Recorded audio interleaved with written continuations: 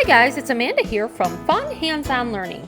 In today's video, you're going to see hands-on phonics activities that we did working on digraphs. This is mostly activities from my Phonics for Reading program, Unit 5 I believe it is, maybe it's Unit 6. These activities are great for probably first, second grade students. Hope you enjoy. Digraph flashcard sticks. We didn't put them on sticks. I have these ones on little rings, but it works the same way. There are three different types. There are the words with the pictures, there are just the words, and then there are just the pictures. And what he was doing is he was going through these, and this is a great way to start your lesson. So they flip through them, well, after you've taught them what a digraph is and all of that. But then the subsequent days, you go through and they flip and they just say them like this. Th in math, T-H. Th in sloth, T-H. Sh in fish, S-H.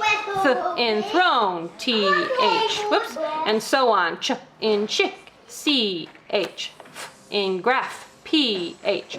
So they go through them like that, and that's what he was doing. It was a great way to start off our lesson.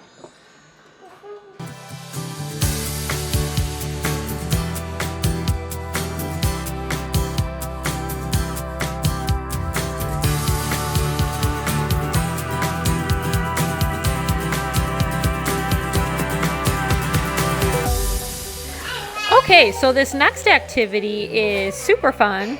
It is also from the Phonics for Reading curriculum. What he has to do is he's going to match up tires to each of the pictures. So this is called race car digraphs. And he has to clip on the digraph tires that match the picture on each race car. So he enjoyed this one a lot.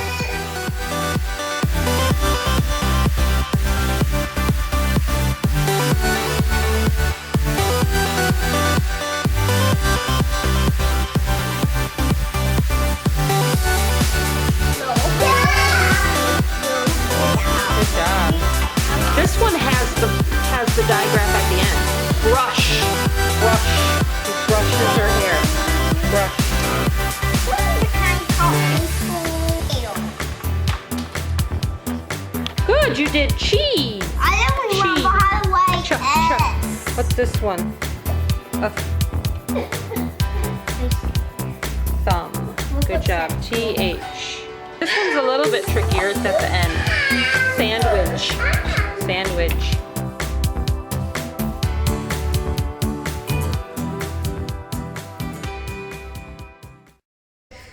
These are the digraph fill-it-in mats from the Phonics for Reading curriculum. On here, there's a couple things that they can do. They can fill in the letters with manipulatives, or we like to use Play-Doh a lot of the time, and then they read each of the words on the mat that match the digraph sound. Now, what we try to do is we put little manipulatives on each of the circles as they read it. But another way you could do it is just color each circle in with a dry erase marker, as long as they've read it correctly. They can practice it over and over again if you really want to.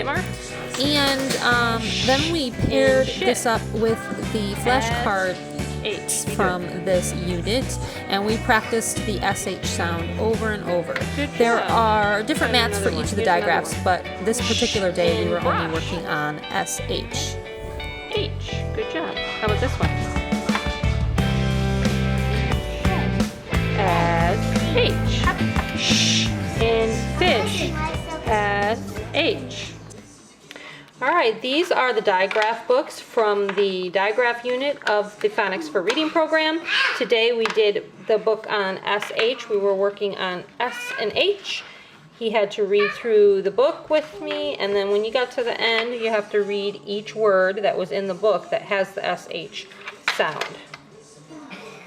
Also, one thing to note is that the front of these books remind the children of the rules. So before we read it, we always look at the cover. The cover is a good spot. Don't skip over the covers, because covers are always good spots to talk about what you're going to read and that kind of thing. And we went through consonant digraphs, or two consonants that work together to form one new sound. So we went over our rule again before we began reading.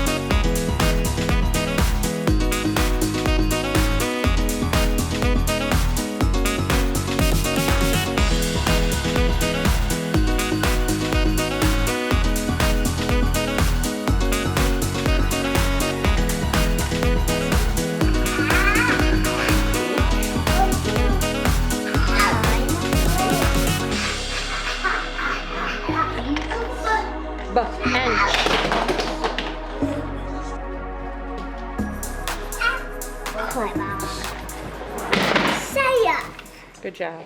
These are the fill it in cards from the Digraph unit of the Phonics for Reading program. He was using magnetic letters to make the word. So this is fish with SH, and this is thin with TH. And so some of the words have the digraph at the beginning, like ship would be SH. So it would have it at the beginning, but some of them have it at the end. Like this one is bath, so the digraph is at the end. So he basically just had to use his magnetic letters and fill in, making each of the words in these cards.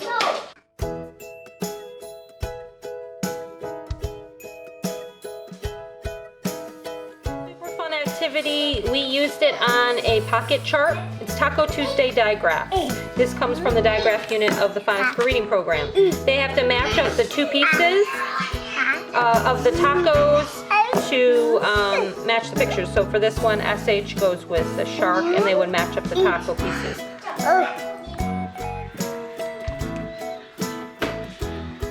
Walk and whistle, WH. Okay, we have shark. SH, good, and what's this one?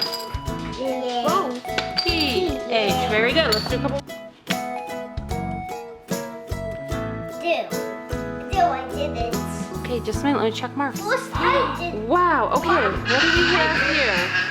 We have in bath, TH, walk in whiskers, WH, sh in brush, SH. No, I brought it to you. Excellent. And this is the Flip It book from Unit 5 on Digraphs, book number 4. What he was doing was circling the word that matched the picture. They're all words with digraphs.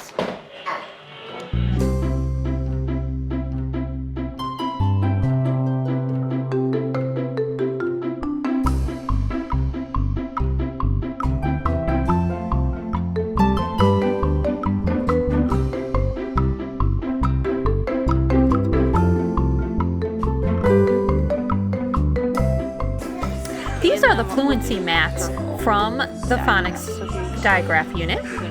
These mats are great because they give the students plenty of practice and repetition on each of the words. If they're having trouble, it provides students with the phonics symbols, with the dots and the lines and the stars for special sounds, so they can blend and segment. On this particular day, I also had my student circle each digraph as he went that were in the words, just to give it a little bit more hands-on work. And then at the end, when they finish, if they've read all the words correctly, they can color in a smile. There's 3 smiles on each card. That way they can have 3 practices for fluency. So by the 3rd time, there should be no mistakes, and they should be pretty fluent with all of the words. You know, another thing that I have found is really great with these fluency sheets, even though it seems very repetitious, it really works on the students' muscle memory, and they really make quick gains on remembering the sounds when they've practiced it over and over again. What'd you get? 5. Yeah. All right, you're going to read row 5. These are the Roll and Read activity mats. This particular one is on Digraphs, and he had to roll a die and then look at the number and read what the words said. He also enjoyed circling the digraphs on the page. He didn't have to, but he just decided to do that on his own.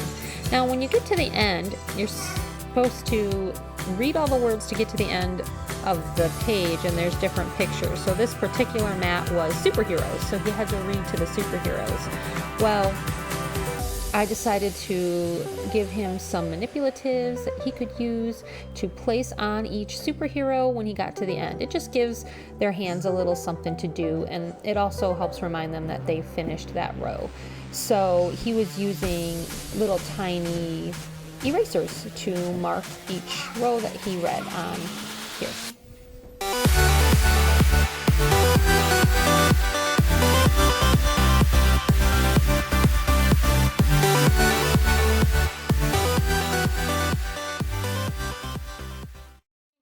Read the digraph out loud, and then if the digraph is at the beginning of the word, feed it to the cow, and if it's at the end of the word, feed it to the sheep. This is a fun activity. He had to read each card and then feed it to the correct animal. So he was feeding words with beginning blend, or not blends, we're doing digraphs. Words with beginning digraphs to the cow, and words with ending digraphs to the sheep. He did a great job. It was pretty easy for him. And you know, another way you could extend this activity is then have the student use the word in a sentence, or have them make the word with magnetic letters, write the word with a dry erase marker, however you want to do it. So after they feed them, they're feeding them little pieces of grass. If you see there on the cards, there's grass and the word, you know, so we talked a little bit about how cows and sheep both will eat grass. So there you go.